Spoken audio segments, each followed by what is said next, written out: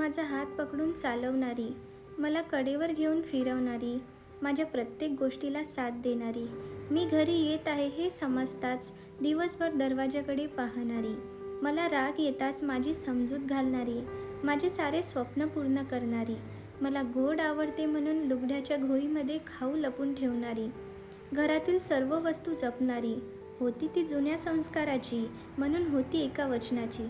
अशी होती माझी आजी, अशी होती माझी आजी. जणू सावली जशी रुखमाईची, जणू सावली जशी रुखमाईची. इच्छा नव्हती तिची जाण्याची, इच्छा नव्हती तिची जाण्याची, म्हणून जाता जाता सुद्धा बोलली, म्हणून जाता जाता सुद्धा बोलली, मयू कधी होईल ग माझी तब्येत बरी? सांग देवा कधी परत पाठवशील माझी आजी माझ्या घरी? सांग देवा कधी परत पाठवशील माझी आजी माझ्या घरी?